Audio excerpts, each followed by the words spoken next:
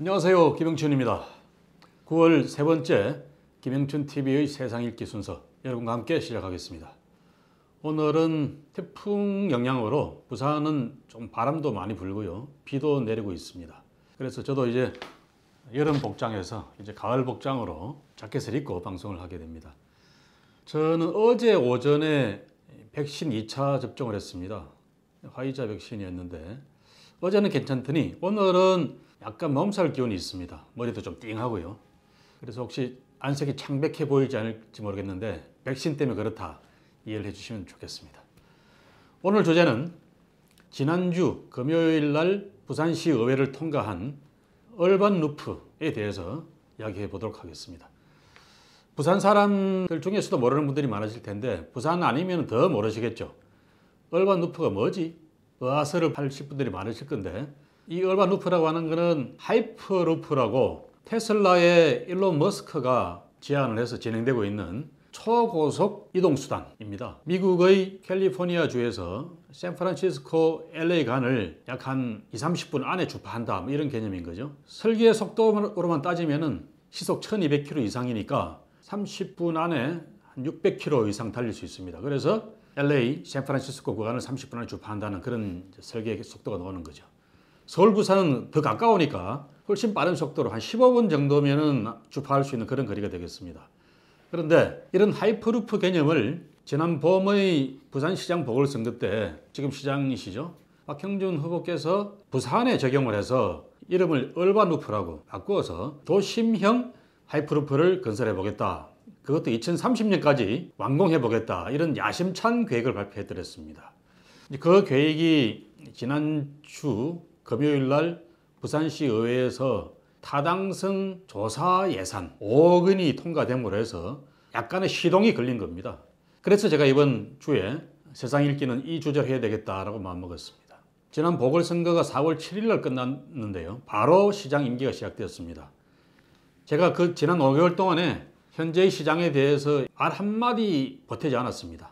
일체 비판도 안 했고요. 저는 패장의 입장에서 이제 임기 막 시작한 시장에 대해서 이러쿵저러쿵 비판하는 게 안 좋겠다 싶어서 말을 안 했습니다. 그런데 저는 5개월을 되돌아보면은 현 시장이 잘한 것들도 있습니다. 예를 들면 장기 미제 사건, 미해결 과제들을 하나씩 풀어나가겠다, 그렇게 해서 일부 성과도 거두고 있고요. 그런 점들은 저는 박형준 시장 잘하고 있다고 생각을 합니다. 또 지금 전국적으로 카카오 택시 때문에 말들이 많습니다. 그 카카오 택시를 부산에서는 이 독과점적인 그 지위에 내버려 둘 게 아니다 하고 해서 부산 개인 택시 조합이 동백택시라고 부산 지역 화폐인 동백전을 활용하는 그런 동백택시를 도입을 하자라고 제안을 했습니다. 이것을 부산시가 받아들여서 추진하기로 했다라는 보도가 나왔습니다. 이런 것도 저는 잘했다고 생각합니다. 그 이외에 뭐 잘못한 것들도 많이 있습니다만은 오늘은 그 이야기하는 게 주제가 아니니까 다 생략하고요. 오늘은 이 얼반 루프에 대해서만 좀 이야기해 보도록 하겠습니다. 제가 얼반 루프에 대해서 기초적인 설명을 드렸습니다. 박형준 후보는 지난 선거 때 이 얼반 루프를 가덕도 신공항에서부터 해운대까지 이야기를 처음 했습니다. 15분 안에 주파하는 얼반 루프를 만들겠다. 그러다 또 나중에는 신공항에서 동부산까지 15분, 20분에 주파하는 그런 얼반 루프를 건설하겠다, 이렇게 공약을 한 바가 있습니다. 1호 공약이었습니다. 잘 모르시는 분들을 위해서 간단히 좀 설명을 드리자 그러면 이 얼반 루프는 지하에 깊숙이 튜브를 매설하는 겁니다. 그 튜브는 작은 튜브입니다. 쉽게 말하면 튜브인데 그쪽 사람들이 하는 용어로는 포트라고 하더만요. 그 포트에 사람을 태워서 진공 상태의 튜브 터널 안에서 자기 부상 열차처럼 그렇게 공기 저항을 받지 않고 쏘아보내는 그런 원리로 초고속을 실현하는 겁니다. 아진공 상태의 이 튜브 속에 다인성 포트를 제안했던 테슬라나 곧 이를 실행하고 있는 버진 하이퍼루프 같은 회사에서는 28인승 포트까지 이야기를 하고 있습니다. 28인승 포트 정도의 사람을 태워서 빠른 속도로 실어 나른다는 건데요. 근데 이 기술이 아직까지 미국에서도 상용화를 위한 승인을 받지 못했습니다. 재작년에 미국 교통 규제 당국에서 이거를 기각을 했습니다. 아직까지 기술적인 문제들이 많이 있다. 특히 사람을 태우고 아진공 상태에서 초고속으로 달려야 되는 그런 시설이기 때문에 이것은 승객 안전을 최우선시해야 되고 그런 측면에서 안전성 검증이 되지 않았다라는 이유로 기각을 했습니다. 그래서 아직 미국에서도 시험 주행 정도의 수준입니다. 작년에도 두 사람을 태운 짧은 구간 500m 정도 이런 정도의 시험 주행이 성공한 적은 있습니다만은 이걸 상업화시키기 위해서는 아직도 많은 그런 시험과 기술적인 진보가 이루어져야 됩니다. 그런 측면에서 지금 시장이 이야기했던 2030년까지 부산에 어반루프를 약 한 50km 구간을 건설하겠다 이렇게 말하는 것은 전혀 현실적인 계획이 아니다. 제가 이런 차원에서 반대를 했던 거고요. 그 생각은 지금도 변함이 없습니다. 우리나라에서 가장 권위자라고 말할 수 있는 분이 지금 울산에 유니스트 교수를 하시는 분이 계십니다. 이분이 한참 올봄에 논쟁이 되었을 때 저하고 비슷한 말씀을 하셨어요. 이 교수님 말씀에 의하면은 지금 우리나라에서 연구하고 있는 것은 어반루프가 아니라 하이퍼루프를 국책연구기관에서 연구를 하고 있다. 또 이 교수님도 그런 측면에서 하이퍼루프에 대한 한국형 초고속 진공 절차 유루프 모델 모형을 만드신 분입니다. 그런데 이런 하이퍼루프조차도 앞으로 안전성 검증을 통과해서 제대로 된 기술적 완결성을 준비해서 상업화시키려고 그러면은 최소한 15년은 걸릴 거다. 15년 이상이 걸린다는 말이죠. 이걸 도심형으로 한 50km 안에 초고속 수단을 채택한다는 것은 전혀 비경제적인 그런 발상이다. 하이퍼루프는 비행기와 경쟁하는 수단이다. 도심형 안에 안 되는 이유는요.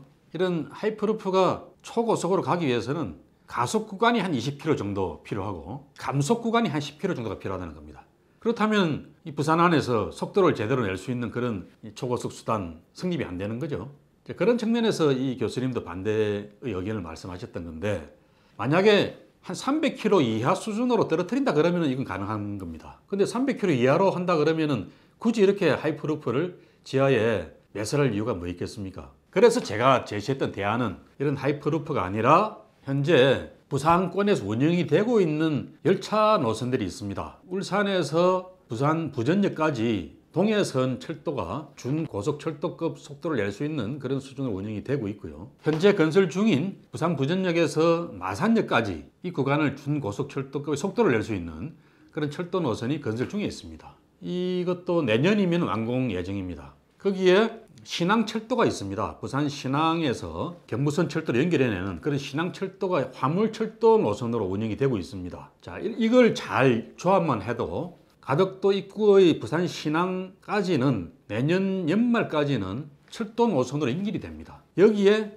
부산 신항에서 가덕도 신공항까지 한 6km 정도의 구간만 새로 철도 노선을 부설한다 그러면 공항철도가 놓여질 수 있는 훌륭한 인프라가 이미 완성이 되는 겁니다.